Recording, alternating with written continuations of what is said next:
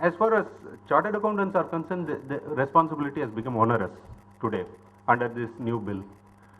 And many are very seriously thinking whether they should get into statutory attestation function at all after seeing this bill. At what point in time they will be called to answer, nobody knows.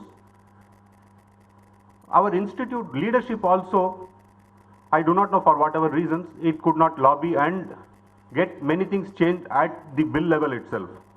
They had different important things to attend to.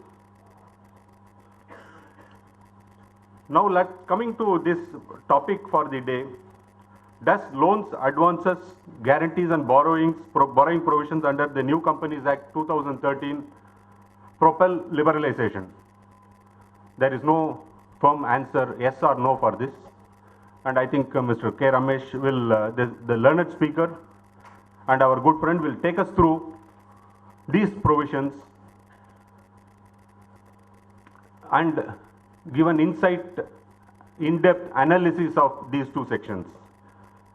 You know, these 185, the old erstwhile Companies Act 1956, it was 295, some of the provisions were taken, but except the fact that exemptions given to private limited companies under 295 was removed. Now, this section applies to all the companies. Loan to subsidiary got removed and it is applicable to all the companies. It does not have any remedial provision like approval of central government, etc. And it has few exemptions that is given to managing director as a part of his service condition or approved by the special resolution, etc. And Mr. Ramesh will deal with that in depth. And the penal provisions are very steep. The penalty ranges from 5 lakhs to 25 lakhs.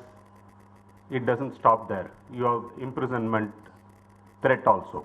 Imprisonment up to 6 months for failure to comply with these sections. Now again 196 loan and investment.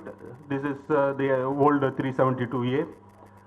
And again it poses several conditions and approval by special resolutions, and you have so many disclosures to make, restrictions during the subsistence of the loan, rate of interest, etc.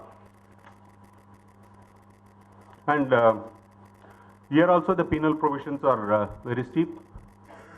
And I am not getting into the details of these two sections because Mr. Ramesh has prepared a wonderful presentation, and he will be sharing with you his expertise and knowledge on the corporate law with specific reference to these two sections this morning. And with this brief overview, I request Ramesh to take over for the next 40 minutes. Thank you.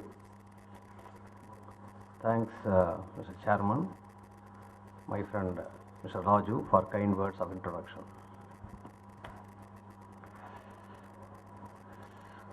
In 1947, 15th August, immediately after independence came, sage Kanchi Mahaswami was asked a question about what is your feeling about independence. He said, I am extremely happy that we have got independence. Soon we must also get freedom. We have got independence. The colonial mindset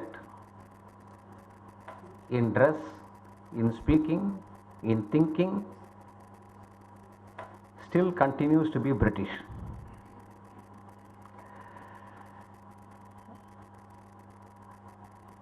When Mr. Raju talked to me about 195, 196 and all that, I said, let me give a very fundamental thought process to my audience. I have been addressing corporate world as a chartered accountant, disillusioned by working with income tax department, thought lawyers will do a good job ethically. Further disillusioned by the collapsing court system, combined the skills to practice as a chamber practice. without any interaction with any government department. So I can afford to be courageous. This also gave me another insight. Whatever I am going to say is based on my long years of working as a chartered accountant, as a company secretary, as a lawyer, with a human side with promoters for 27 long years. Tested. So it may be sensational, somebody may oppose it, many may concur with it, but whatever it is, you tell me if it is false. Challenge. I tell you simple thing. How thought process changes and how in legal system it happens. The first thing we are taught in law college, law, economics, philosophy, they are all together. It's a sociology that define legal system. For example, I will tell you one quick thing from which we will start 2, 3 and then go back to the provision and then go back to the fundamental aspect and then conclude. That is how I am going to deal with next 35 minutes or so till 11:50, 55. A famous economist was brought to India, but this report was in the finance ministry website. Now suddenly they have removed it. You know, takeover court Jagdish Bhagodi, Supreme Court judge, his son is a great economist. Paul Krugman is his chela, disciple. He got the Nobel Prize. He says it is because of his Guruji, Mrs. Jagdish Bhagodi. He said Indian economy, somewhere it happened about 17 years before, 96 or so. The interest rates were 12%, economy is not growing. What do we do? Then he said, no, all over the West, women are enterprising. They spend. Your Indian women, they are conservative. They save. And what is the incentive for saving when the interest rate is 12%? Reduce it by half, 6%. Construct malls, construct advertisement. No, we in Harvard did a beautiful study. 21 times if music keeps going in an advertisement, they get addicted, they start buying. So your women with TV serials, sometimes advertisements are even more interesting than main serial itself. Do that, they will start buying, then their buying becomes corporate income, corporate becomes government taxes, economy will grow. So our great lawyer, Harvard educated, P. Chidambaram, reduced the interest rate from 12% to 6%.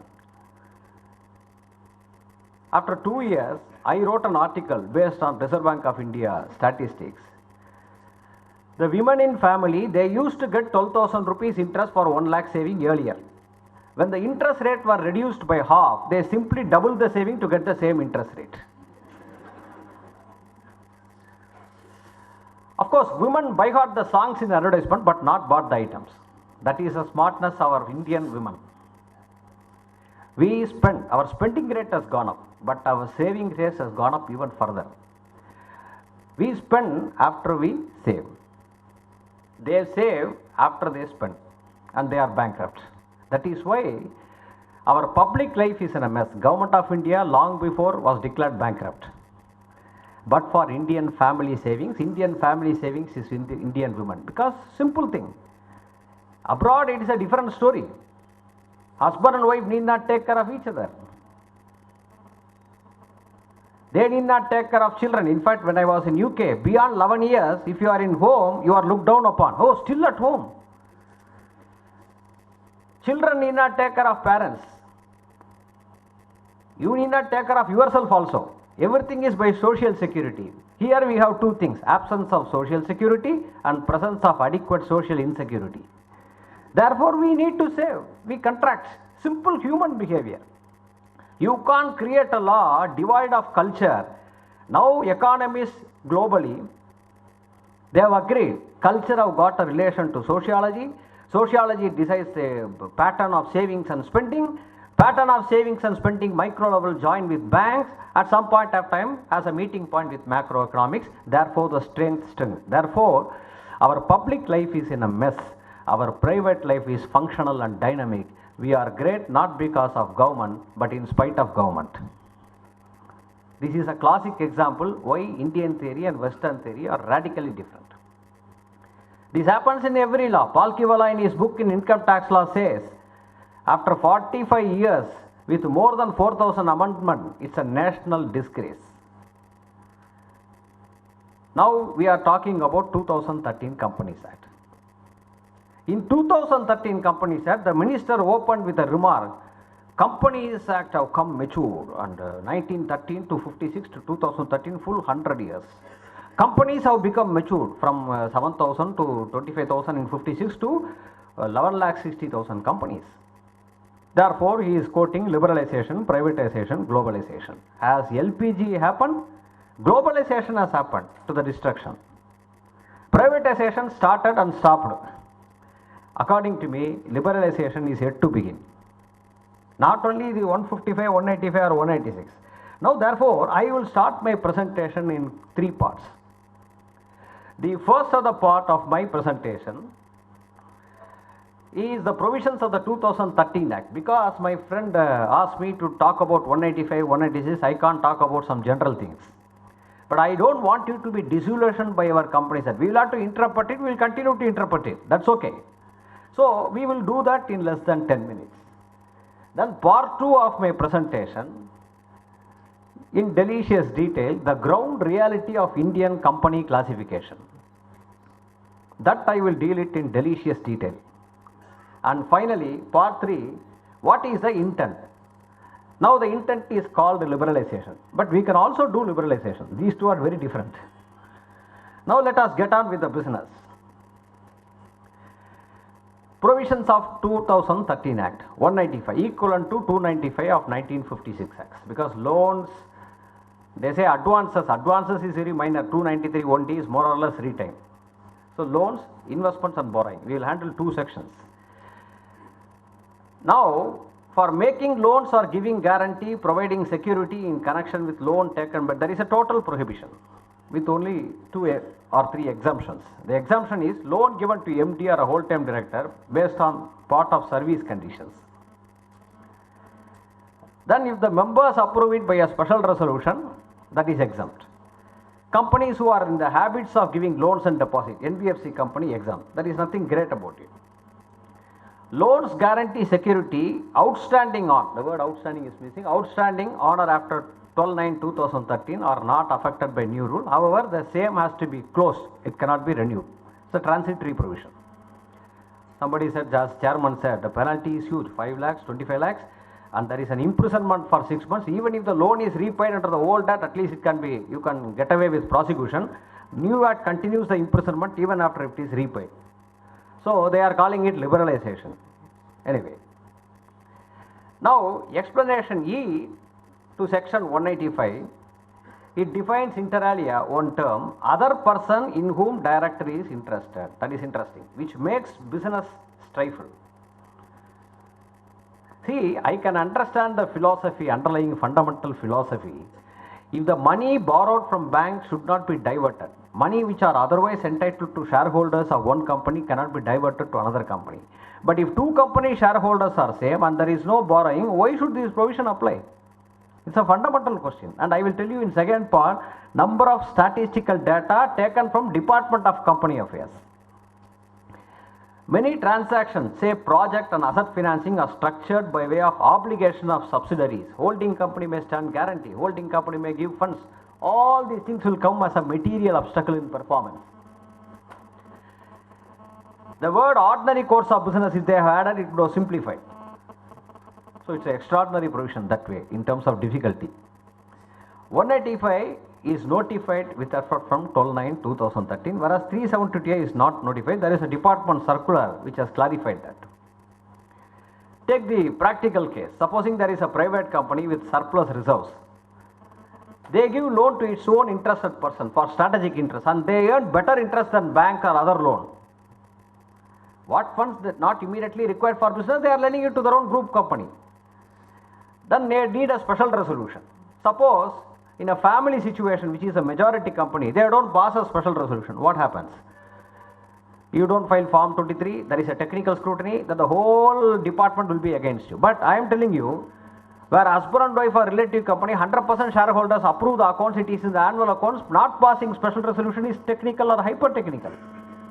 And majority of Indian companies, in my part 2, I am going to tell you, all these provisions are totally not required. Lender, borrower and members of them have no issues commercially, but Department of Company Affairs will have issue. No, you should not spend money like this, I will prosecute you. Prime Minister said 2 years before, when it was confronted with managerial remuneration, I don't want the government of India to interfere with boards of Indian companies. They can decide to dispose of their own money in whatever way they like. This he said even for listed company. For an unlisted private company, which is a majority chunk of Indian company population, why should this provision be at all in the liberalized economic regime?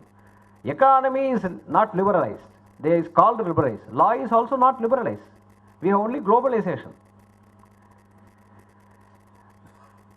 The larger issue is, you are not making underlying philosophy a distinction between use and abuse of public money from private owned resources of small companies, although small company is defined cosmetically.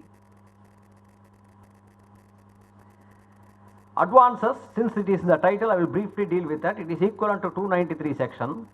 It applies to all companies. There is no, so although they define small company, private company, public company, listed company, dormant company, so many companies, all provisions apply for all companies. There is no liberalization at all. It is something like when FEMA came, they said no,